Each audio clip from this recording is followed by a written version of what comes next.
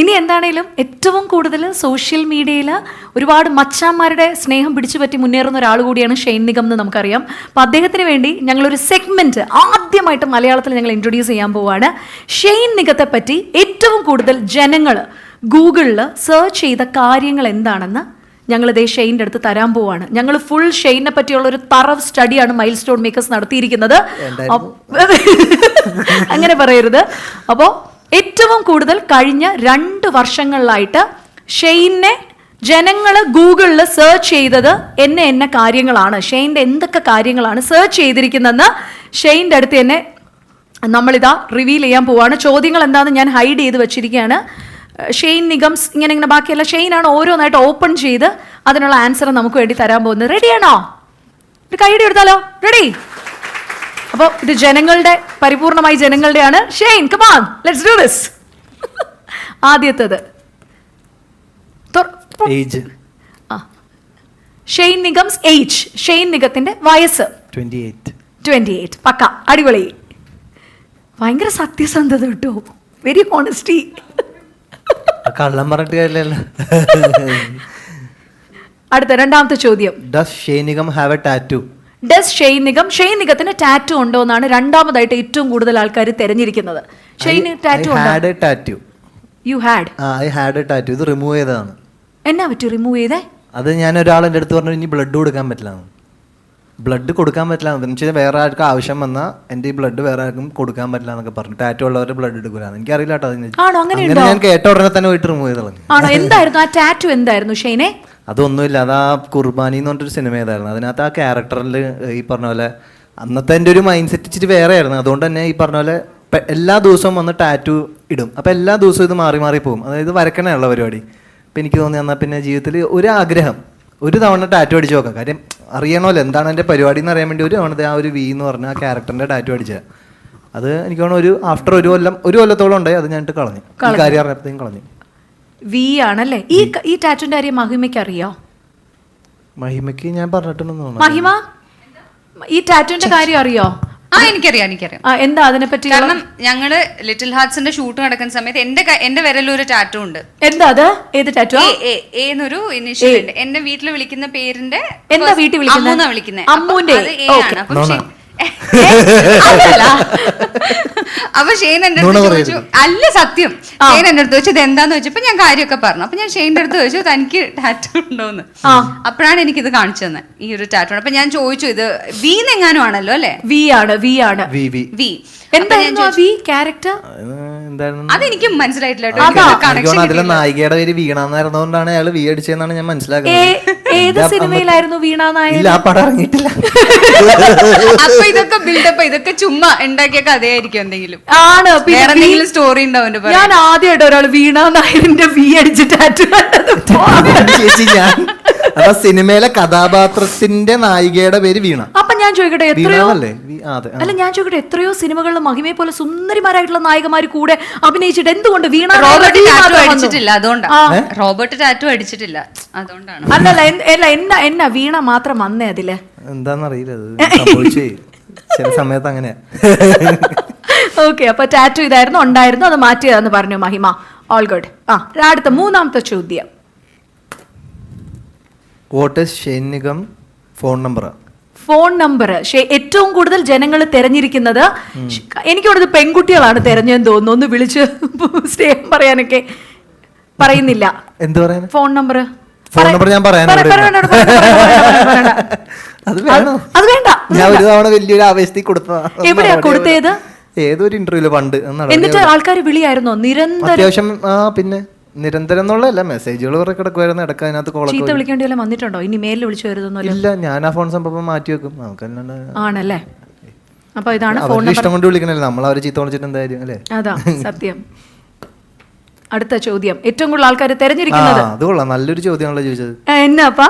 Super. What is എന്താണ് Shane Nigam മോളിവുഡ്സ് rich young actor? ഞാൻ കണ്ടില്ല, ഒന്നുകൂടി. Shane Nigam മോളിവുഡ്സ് rich young actor. Shane Nigam ആണോ മലയാളത്തിലെ ഏറ്റവും റിച്ച് ആയിട്ടുള്ള യങ് ആക്ടർ? ഇത് ഗൂഗിൾ കള്ളം പറയില്ല. കറക്റ്റാണ്. ടാലന്റിന്റെ കാര്യത്തിലാണെന്ന് മഹിമ. രക്ഷപ്പെട്ടു, അല്ലെങ്കിൽ ഇപ്പൊ GST കയറി നശിപ്പിച്ചേനെ. അല്ല, ടെസ്റ്റ് ചേച്ചി, അതില് എന്നാ പറയുന്നു? സത്യമാണ്. സത്യമാണ്. പിന്നെ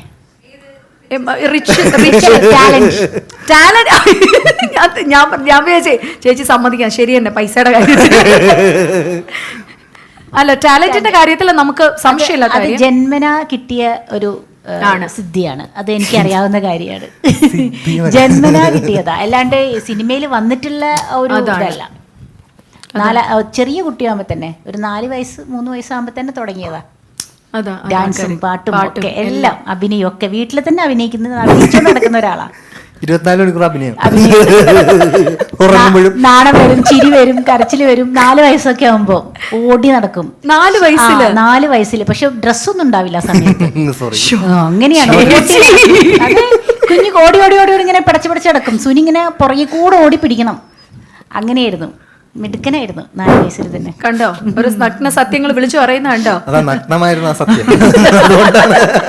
നഗ്നമായ സത്യങ്ങളൊക്കെയാണ്. അല്ല, ഞാൻ ഇത്രയും വളരെ ചെറുപ്പത്തിലേ തുടങ്ങിയോണ്ട് ഞാൻ ചോദിക്കുകയാണ്, ഇപ്പൊ റിച്ച് യങ് ആക്ടർ ആണോ എന്നാണ് പ്രേക്ഷകർ അറിയുന്നത്. മണി മാനേജ്മെന്റ് എന്തെങ്കിലും ഉണ്ടോ ഷെയ്ൻ? ഭയങ്കര ബോറാണ് എൻ്റെ മണി മാനേജ്മെന്റ്. വളരെ എന്ന് വെച്ച് കഴിഞ്ഞാൽ ആ ഒരു ഏരിയ നമ്പേഴ്സിന്റെ പരിപാടി തീരെ ഓടാത്തൊരു വ്യക്തിയാണ്. അതായത് ബാലൻസ് നോക്കി, അക്കൗണ്ട് ബാലൻസ് നോക്കി പെരുമാറാത്തൊരു വ്യക്തിയാണ്. ആണോ? എന്തിനാണ് ഏറ്റവും കൂടുതൽ ഈ കിട്ടുന്ന പൈസ വിനിയോഗിക്കുന്നത്? എന്തിനായിരിക്കും ഷെയ്ന്? അതാത് സാഹചര്യങ്ങൾ അനുസരിച്ചിട്ടാണ്.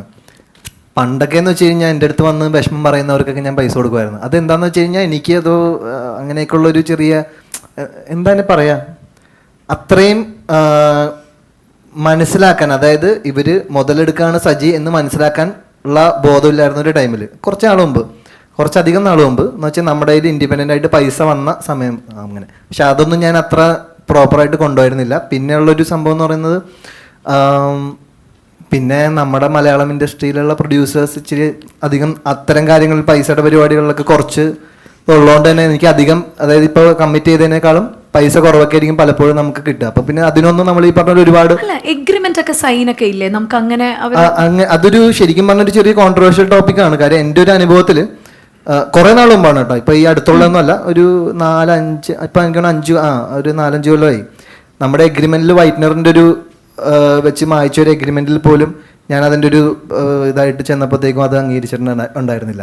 അപ്പോൾ ബേസിക്കലി അത് may be there are many things. അത് നമ്മളിപ്പോൾ അതിനൊരു ഇപ്പം ഈ ഒരു ആംഗിളിൽ നിന്ന് നോക്കുമ്പോഴത്തേക്കും മേ ബി അന്ന് നമുക്ക് കിട്ടാൻ സാധ്യതയില്ലാതിരുന്ന ഈ പറഞ്ഞ നീതി എന്ന് വിചാരിക്കുന്ന സാധനം നമുക്ക് അത് ബേസിക്കലി നമ്മളുടെ സ്റ്റാർ വാല്യൂ അനുസരിച്ചിട്ടാണ് എന്നാണ് ഞാൻ മനസ്സിലാക്കുന്നത്. നമുക്ക് കുറച്ചും കൂടെ വാല്യൂ വരുമ്പോഴത്തേക്കും നീതി ഓട്ടോമാറ്റിക്കലി കിട്ടുന്ന ഒരു സംഭവമാണ്. അല്ലാണ്ട് അതിനു മുമ്പ് നമ്മൾ ഫൈറ്റ് ചെയ്യാൻ പോയി കഴിഞ്ഞാൽ നമുക്കത് കിട്ടില്ല എന്നുള്ളതാണ് എനിക്ക് മനസ്സിലായത്. അനുഭവം കൊണ്ട് മനസ്സിലാക്കേണ്ടി വന്നു എന്ന് മാത്രം. ടാലന്റിന്റെ കാര്യത്തിൽ അല്ലേ ചേച്ചി മഹിമയൊക്കെ പറഞ്ഞ പോലെ ദ റിച്ചസ്റ്റ് യങ് ബ്ലഡ്. ഇനി അടുത്ത ക്വസ്റ്റ്യൻ നമ്മൾ പോവാണ്. Can Shane Nigam sing? Shane Nigam അടുത്ത question. Can Shane Nigam sing? Shane നിഗത്തിന് പാടാൻ പറ്റുമോ? ഷെയ്ൻ ഒരു പാട്ടും പാടിയിട്ടുണ്ട് സിനിമയില്. ഞാനൊരു പാട്ട് ഉണ്ടാക്കി പാടി. ആണോ? രണ്ടുപേരും ഒന്ന് മൂളോ? പറ്റുമോ? ആ പാട്ടാണോ? അത് ഞാൻ പാടാം. ഓട്ടോ ട്യൂൺ ഉണ്ടോ?